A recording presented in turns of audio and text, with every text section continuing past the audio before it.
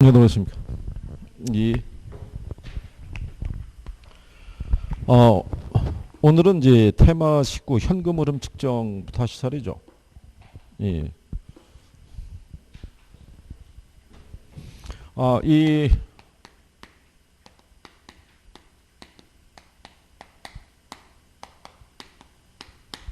얘는 시험상에서 그 출제 빈도가 높은 편이에요. 이 차트에서 우리가 여기 이제 제목을 테마로 잡아줬을 때는 기본적으로 시험상에서 물어보니까 이제 그 부분에 대한 제목을 달아서 해야 되는 경우고, 특히 현금 흐름이 파악이 돼야지만 투자 분석 기법을 적용할 수 있어요. 예, 그래서 이 현금 흐름은 영업 현금 흐름하고요, 매각 현금 흐름의 두 가지로 되어 있는데, 영업 현금 흐름을 구별할 때 우리가 이제 이런 식으로 정리해 드렸던 거죠.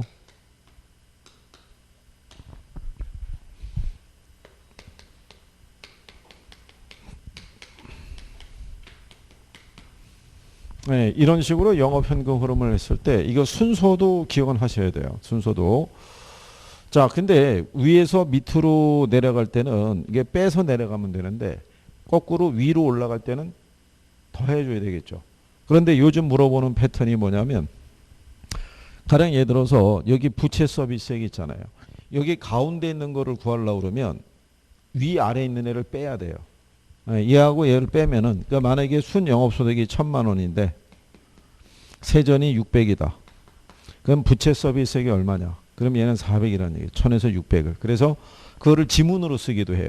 순 영업소득에서 세전 현금 흐름을 차감하면 부채 서비스액을 구할 수 있다. 이런 식으로. 그러니까 이 관계는 반드시 숙지가 돼야 된다는 얘기예요. 그러니까 지금 정도 시점에서 얘가 뭐고 얘가 뭐고 얘가 뭐고 얘가 뭐고를 정리하는 게 아니라 이 흐름 자체가 완전히 익숙해져야 되는 거예요. 그죠? 그래서 이제 요 영업 현금 흐름에 대한 거 하고요. 그 다음에 이제 두 번째가 매각 현금 흐름이 있을 때, 여기도 원래 따지면요, 이게 그 매도 가격에다가요 순 매도액, 그 다음에 세전 세후 이렇게 있을 때 여기서 공제하는 게 경비죠. 그래서 이게 이제 매도 경비고 미상환 자당 잔금이고 그 다음에 자본이득세가 되겠죠. 그래서 요 흐름이 섞이는 거를 조심해야 된다는 거. 그죠? 네. 그러고 난 다음에 영업소득세를 우리가 구하는 과정에서 순 영업소득을 기준으로 구할 수도 있고 세전 현금 흐름을 기준으로 구할 수 있다는 거. 그러면 이제 여기서 추정할 때 뭐가 있냐면, 이거를 물어볼 때 그냥 물어보는 게 아니라 지문으로 풀어서, 가능 뭐 예를 들어서 매도 가격에다가 매도 경비를 빼면 순 영업소득 순 매도액을 구할 수 있다. 이렇게 할 수도 있고, 그 다음에 이제 또 기억하셔야 될 게, 가능 총소득에서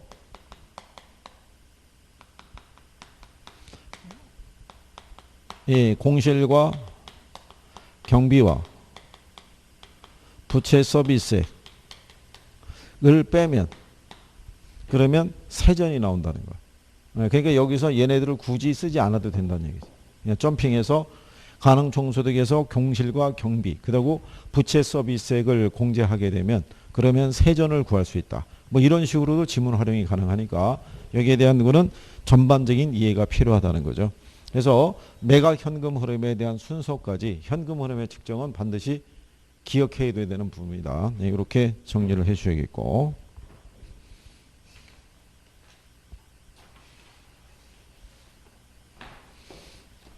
그리고 이제 지금 정도가 되면요, 그 학생분들이 문제에 대한 갈증을 많이 느낄 때요. 그래서 시험을 자꾸 봐서 자기 성적이 몇 점이 나오냐가 자꾸 궁금해하는 그 경향이 큰데, 근데 그걸 하려고 그러면 기본적으로 이론에 대한 기본적인 이해가 바탕이 돼야 돼요. 그러니까 대충 하는 게 아니라, 그게 요즘은 보면 무슨 느낌이냐면 보면 알 것 같은 거예요. 보면 다 들어본 내용이고 다 알 것 같은데 얘네가 오지선다로 나오면 답을 못 찾는다는 얘기는 그러면 정리가 안 돼 있다는 얘기예요. 그러니까 이론에 대한 거를 한번 점검해 주시는 게 필요하다는 얘기죠. 그 다음에 이제 뒤로 가면은 그 부동산 투자 분석 기법이 있는데요. 얘도 매년 나오는 거예요.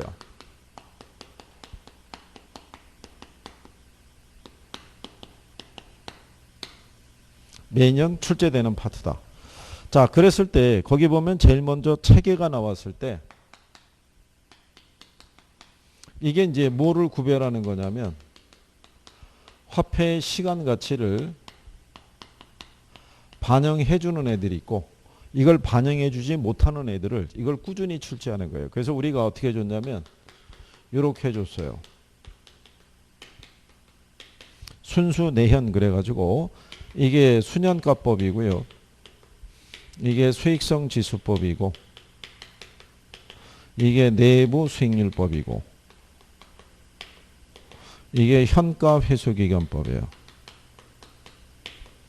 근데 여기서 위에 거 요거 세 가지는 이건 할인연금 수지 분석법에 들어가고요.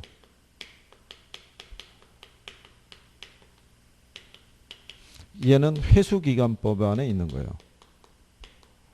그러니까 이 회수기간법 안에 가게 되면 단순 회수기간법이 있고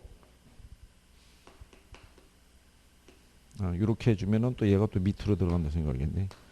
회수기간법 안에 가면은 단순 회수기간법이라고 있어요. 얘는 화폐 시간 가치를 고려하지 않은 방법이고 얘는 현가니까 현재 가치로 할인해서 회수기간의 길이를 따지는 방법이에요. 그래서 우리가 이렇게 순수 내현이라고 그랬을 때, 그죠?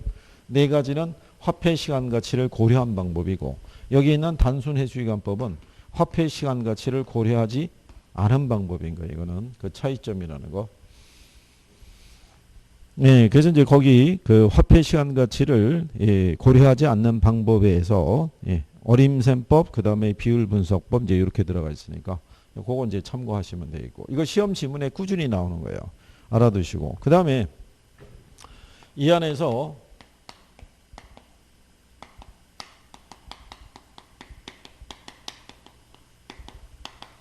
할인연금 수지 분석법이 있으면 일단 생각나는 게 뭐가 있겠어요? 할인연금 수지 분석법 하면 생각나는 거 거의 뭐 지금 아무 생각 없다는 얘기죠. 아니 뭐 모든 지역에 다 비슷해요. 그러면 여기는 현금 유입의 현가 있죠. 현금 유출의 현가 있죠.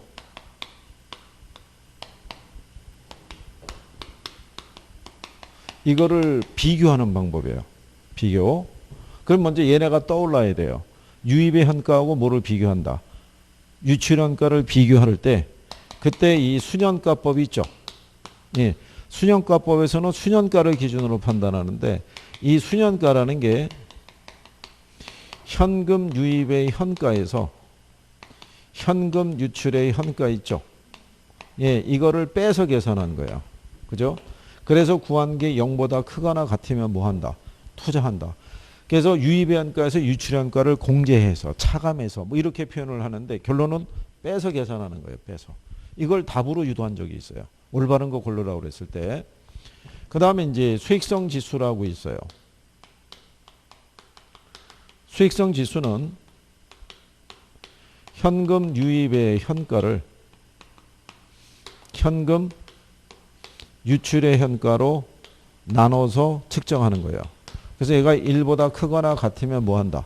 투자한다. 이것도 반대로 줘가지고 한번 틀리게 준 적이 있어요. 우리가 읽을 때는 분모부터 읽고 올라가지만 계산을 할 때는 밑으로 내려오면 된다고 그랬어요. 유입의 현가를 뭐로? 유출의 현가로 나눈 상대지수라고 얘기할 수 있죠. 예. 그래서 요거. 그 다음에 내부 수익률법에서는 내부 수익률을 기초로 하는데 얘는 유입의 현가 하고요. 현금 유출의 현가를 같게 만들어 주는 거예요. 그러면 유입하고 유출이 같아진다는 얘기는 수년가가 0이 된다는 얘기고 수익성 지수가 1이 되는 할인율이에요. 그죠? 그래서 이게 작년 시험에는 수년가를 뭐 1보다 크게 만드는 할인율이다 이렇게 답을 준 거예요. 간단하게. 그리고 얘는 투자자의 뭐하고 비교하냐면 요구 수익률과 비교해서 얘보다 크거나 같으면 투자한다는 거. 그랬을 때 우리가 이제 여기서 몇 가지 추가로 일단 할 수 있는 거는 자, 먼저 내부 수익률법의 할인율이 있죠. 할인율. 내부 수익률법은 여기는 내부 수익률을 써요. 그 다음에 재투자율 있죠. 얘 뭐 쓰냐면 내부 수익률 써요. 내부 수익률. 근데 수년가법에서의 할인율이 있죠. 여기는 요구 수익률 써요. 얘도 요구 수익률 써요. 그 다음에 재투자율을 우리가 구별을 할 때 얘도 요구 수익률 써요. 그럼 여기서 내부 수익률법만 내부 수익률 쓰는 거예요. 그러니까 요걸 이제 기억을 하면 되고. 그 다음에 순영가법하고 내부 수익률법을 비교하게 되면 순영가법이 이론적으로 더 우수하다는 거. 그리고 하나의 투자일 때는 단일 투자일 때는 이 결과가 똑같다라는 거. 결과가 순영가가 0보다 크면 수익성 지수도 1보다 크고 내부 수익률도 0보다 큰데 상호 배타적인 여러 개의 투자안이 있으면 투자의 우선순위가 서로 달라질 수 있다라고 얘기했어요. 그죠? 그런 정도라도 기억해 주시면 무난하게 풀 수 있어요. 여기를 아주 복잡하게 끌고 가거나 그러진 않는다고요. 간단하게 줘도 학생분들은 여기가 어렵다고 보고 자꾸 피하기 때문에 문제가 나오면 오히려 틀리는 경우가 많아요. 근데 기본적인 거라도 정리해 주면 훨씬 낫다라는 거. 그래서 요거 이렇게 해서 이제 정리를 해주면 될 것 같고요. 그래서 단일 투자일 때는 똑같다는 거. 그러니까 단일 투자할 때는 이렇게 얘기할 수 있다는 거죠. 순영가가 0이면 수익성 지수는 1이 된다 이런 얘기고 내부 수익률하고 요구 수익률하고 같아진다는 거. 그런 거 구별을 해주시는 게 필요하죠. 그래서 할인연금 수지 분석법에 대한 거는 그런 정도를 구별할 수 있어야 돼요. 그래서 거기 중요한 것에는 굵은 글씨로 해서 밑줄 다 쳐놨어요. 순영가법에 보면은 순영가는 유입의 현재 가치에서 유출의 현재 가치를 뺀 값이고 수익성 지수는 나눈 값이라고 얘기를 했고 내부 수익률은 순영가를 0으로 수익성 지수를 1로 만드는 할인율이다. 그리고 그 밑에 가면 자 순영가법이 내부 수익률법보다 우수하고 순영가법하고 수익성 지수법은 할인율을 요구 수익률로 우리가 사용하고 있다는 거. 그래서 포인트 되는 것들은 거기에다가 굵은 글씨로 해서 다시 한 번 더 정리했으니까 그리고 요거를 내가 전체적으로 점검해 보면서 이 내용이 내가 정리가 되고 있는지를 한번 살펴보는 거예요. 그래서 다시 한번 확인 작업을 한번 하는 게 필요하고요. 그 다음에 이제 나오는 게 어림셈법이 있어요. 어림셈법에서 이제 우리가 이론적으로 주로 물어볼 때는 뭐를 물어보냐면 일단 승수법을 물어봐요. 그죠? 근데 이게 승수법이라는 게 있을 때 여기서 승수의 의미가 뭐라고 그랬냐면 이게 회수기간이라고 얘기했어요. 그래서 이게 총소득 승수라는 게 있고요. 그 다음에 순소득 승수라는 게 있고 그 다음에 세전현금 수지 승수가 있고 세후현금 수지 승수가 있어요. 그러면 얘들이 각각 쓰임새가 틀려요. 여기서 얘네 둘이 있죠. 얘네들은 뭐를 구할 때 쓰겠어요? 얘네들. 여기 보시면 얘는 승수 앞에 있는 애가 분모로 간다고 그랬죠. 여기가 무슨 투자예요? 그래서 여기도 보면은 순소득분의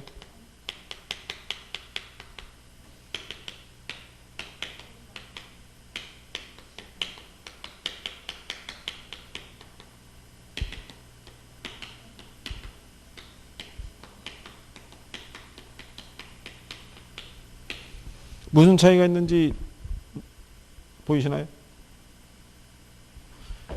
위에 거 둘은 총소득과 순소득을 가지고 총투자액을 회수할 때 걸리는 기간을 측정하고 얘네는 세전하고 세후를 가지고 지분 투자액을 회수할 때 걸리는 기간을 측정해요.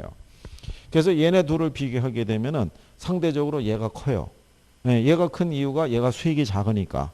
그리고 세전하고 세후를 비교하게 되면 세후가 크죠. 이게 여러분 시험에 한번 나온 거예요. 그래서 여기서 얘가 작은데 얘가 크다라고 해서 틀리게 한번 준 적이 있어요. 그래서 그거 이제 알아두시면 되겠고, 그래서 승수의 의미를 알아두시는 게 필요하고, 그 다음에 수익률법에 들어가서 얘하고 이제 역수가 되는 게 종합자본 환원율 또는 총투자 수익률, 종합수익률 뭐 이렇게도 표현할 수 있죠. 역수니까 여기가 총투자액이 들어가고요. 여기가 순영업소득이 들어갔을 때 혹시 계산상의 요건에서는 얘가 10이면 얘도 10이 돼야 된다고 그랬어요. 모든 조건이 같아요. 근데 여기서 종합자본 환원율이 커지면 승수는 작아진다는 거. 얘가 커지게 된다는 얘기는 수익이 좋아지니까 회수기간이 짧아진다는 것을 구별할 수 있으면 되고요. 세전하고의 역수는 우리가 지분 배당률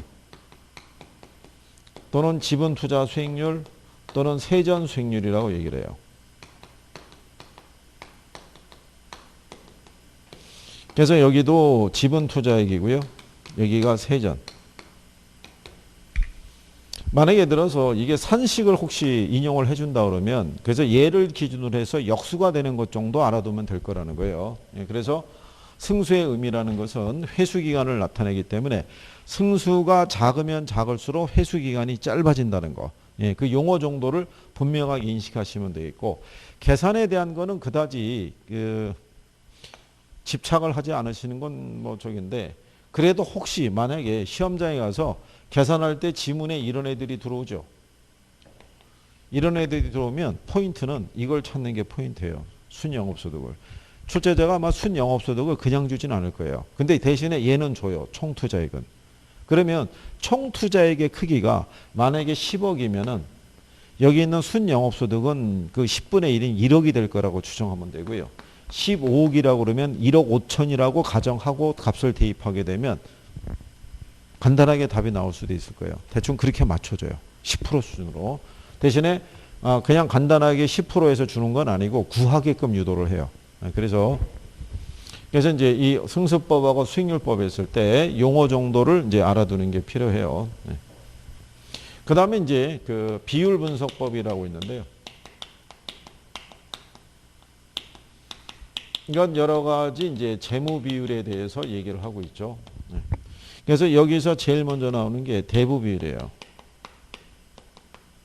대부 비율 요거를 담보 인정 비율이라고 얘기를 해요.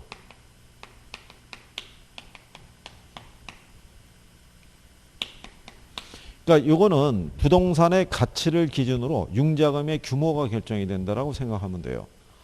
그러니까 얘는 우리가 구하게 되면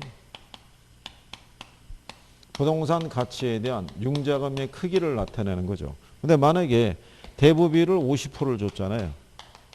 그럼 만약에 5억짜리 부동산이면은 2억 5천까지 융자를 받을 수 있는데 얘가 만약에 6억짜리 부동산이면 3억까지 융자를 받을 수 있는 거예요. 즉 부동산의 가치를 기준으로 융자액의 규모를 결정해 줄 때 쓰는 게 대부 비율이라고 보면 돼요. 그러니까 요거하고 차이점이 있는 게 총부채 상환 비율인 거예요. 그러니까 총부채 상환 비율은 소득이 많은 사람일수록 융자를 더 많이 받을 수 있는 근거가 된다라고 생각하면 돼요. 그래서 이런 논리로 구별하시면 될 것 같고,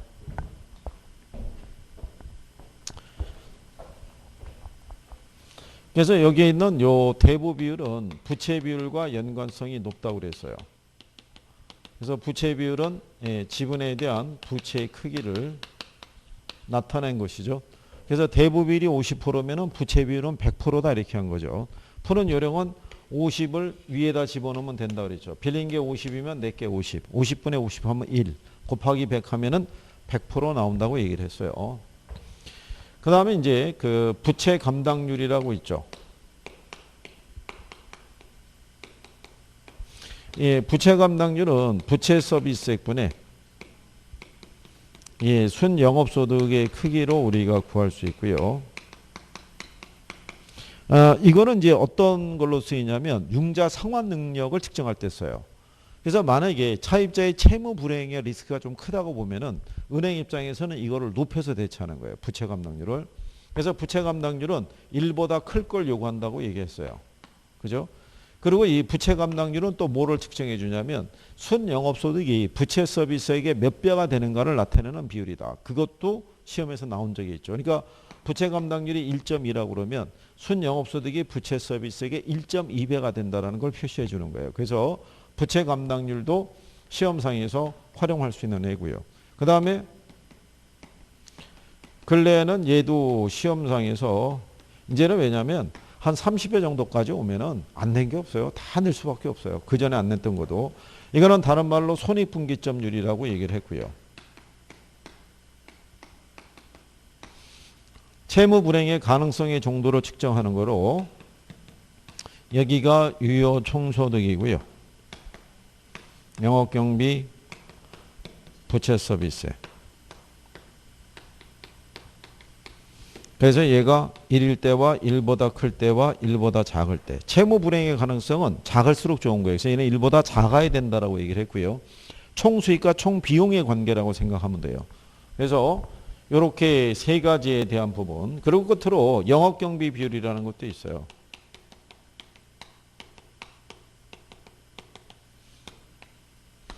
이거는 이제 여기서 나오는 총 소득에 대한 영업경비에 대한 크기를 갖고 측정할 수 있는데 이 총소득은 가능 총소득을 쓸 수도 있고 유효 총소득을 쓸 수도 있어요. 그래서 얘도 계산 문제로 한번 나온 적은 있어요.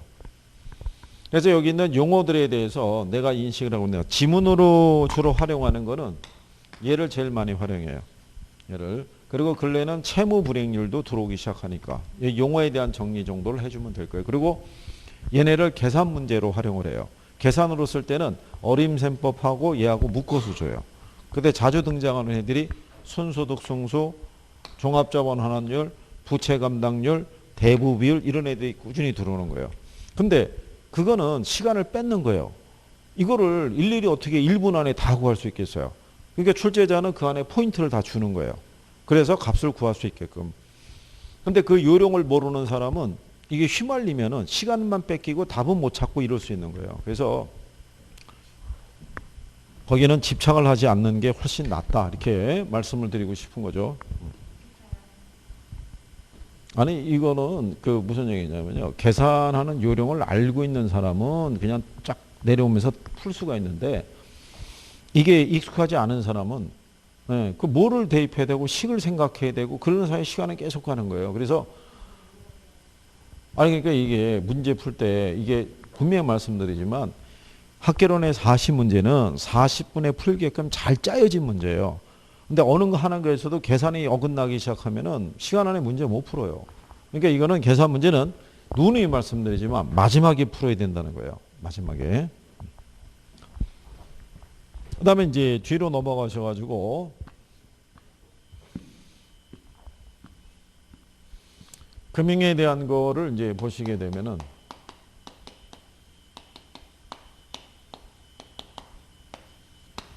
제일 먼저 나오는 게 지분금융하고 무슨 금융이 있어요? 부채금융이 있죠. 그러니까 자금을 조달할 때 지분의 형식을 빌려서 자금을 조달할 수도 있고 부채 형식을 빌려서도 자금을 조달할 수는 있어요.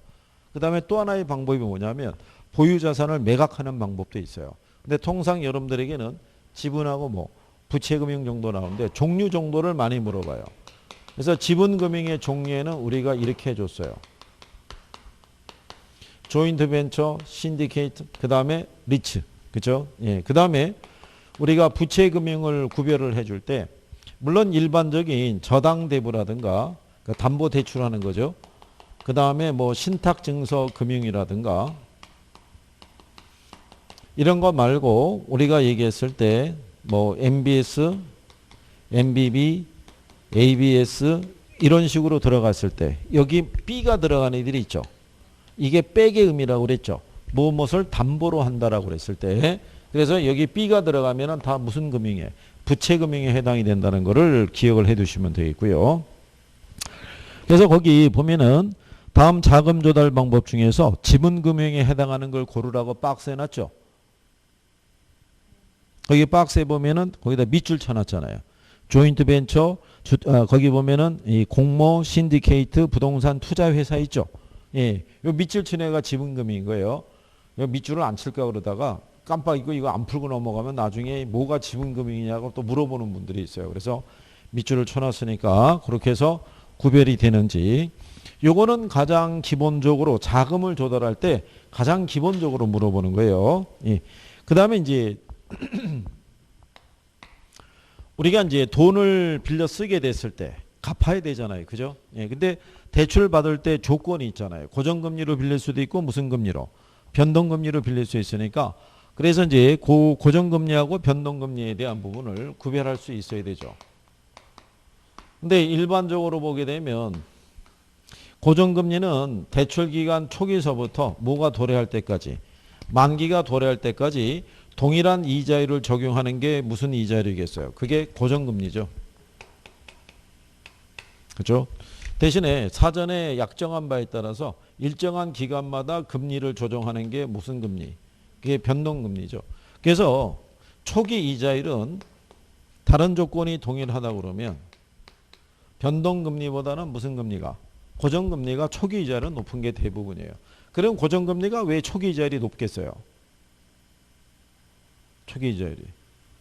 대출이 실행이 되고 난 이후에 예상치 못한 인플레가 발생하거나 시장 경기의 흐름이 바뀌더라도 고정금리 하에서는 금리를 조정할 수 없잖아요. 거기에 발생하는 모든 리스크를 대출자가 떠안아야 되기 때문에 초기 이자율을 높게 적용할 수밖에 없어요. 그런데 변동금리로 돈을 대출해 주게 되면 변동금리는 기준금리 플러스 가산금리로 돼 있잖아요. 그럼 일정한 기간마다 뭐를 조정하는 거예요?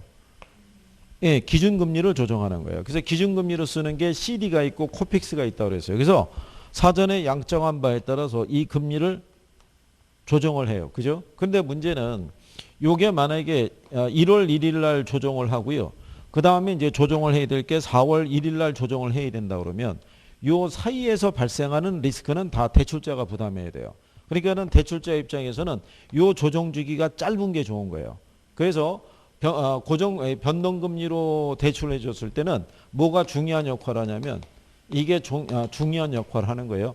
그래서 변동금리로 대출했을 때 대출자들은 조정 주기를 짧게 가져갈수록 이자율 변동에 따른 리스크를 누구에게? 차입자에게 전가시킬 수 있다는 것을 구별을 하시면 되겠고, 그 다음에 이제 그 고정하고 변동을 우리가 비교할 때 향후 금리 상승이 예상이 되고 시장의 불확실성이 커질 때는 고정금리로 대출받는 게 낫겠어요? 변동금리로 대출받는 게 낫겠어요?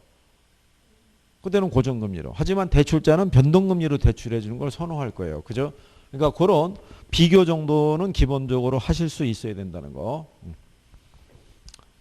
그 다음에 이제 그 옆 페이지에 가면 원리금 상환 방식에 의한 구별이라고 있죠. 여기는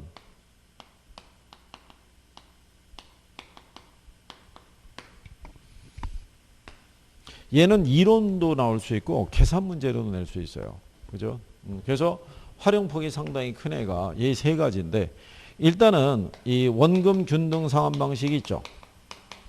얘는 원금은 균등하지만 이자가 감소하기 때문에 원리금이 이렇게 체감하는 방식이 있죠.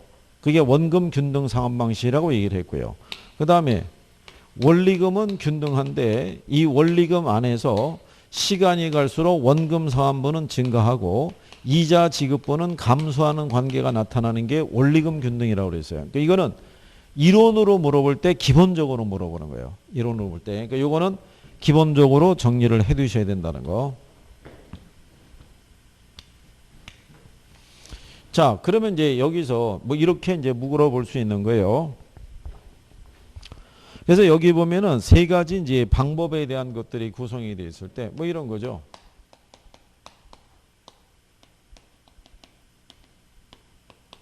초기 원리금 상환액 있죠.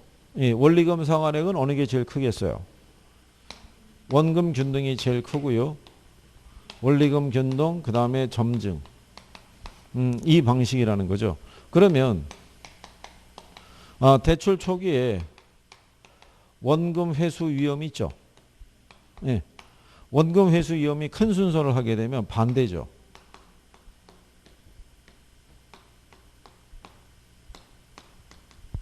그렇죠? 그러니까 세 가지를 내가 정확하게 이해하고 있느냐가 중요해요. 자, 금융기관의 입장에 있을 때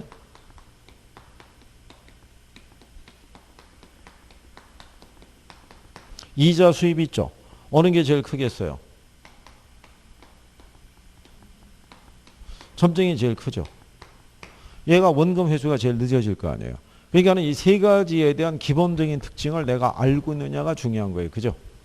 그러면 얘네들을 기준했을 때 대출 초기에 총부채 상환 비율이 있죠. 총부채 상환 비율이 제일 크네. 얘가 제일 크죠. 왜냐하면 원리금 상환액이 얘가 크잖아요. 그러니까는 초기에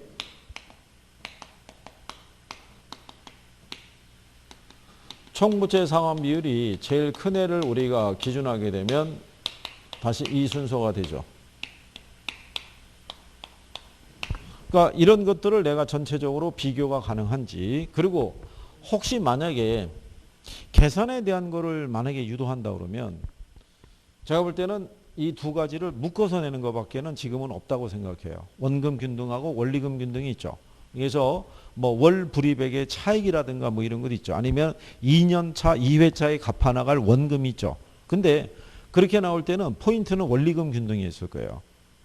만약에 2회차 원금을 구하라고 그러면 원금 균등은 하나 구해놓으면 2회차 건 구할 필요가 없어요. 그죠? 원금이 균등하니까. 그 뭐만 구하면 돼요? 원리금 균등만 계산 한 번만 더 하면 값이 나오게끔. 뭐 이런 정도밖에는 없어요. 그래서 계산에 대한 거는 나중에 우리가 문제 마지막 문제 이런 거 할 때 한번 이제 풀어보는 걸로. 그래서 요 세 가지 방법에 대한 이 기본적인 거는 구별하시면 돼 있고 세 가지 방법 중에서 대출자가 인플레 위험에 대처해서 고안해낸 방식이 뭐라고 그랬어요? 어디 갔어요? 이해가 되는 거예요. 점증 또는 체증 있죠. 이게 대출자가 인플레 위험에 대처하기 위해서 고안해낸 방식이에요. 인플레가 심하게 되면 돈의 가치가 떨어지잖아요. 그때 상환이 많이 들어오면 대출자는 손해라고 그랬잖아요. 그죠? 예, 그러니까 그런 내용까지는 정리가 되어 있으면 되죠. 예, 그래서 일단 여기까지 해보셨어요. 잠깐 쉬었다가 금융론 이어서 개발, 관리, 마케팅 해서 이제 뒤로 넘어가 보시죠.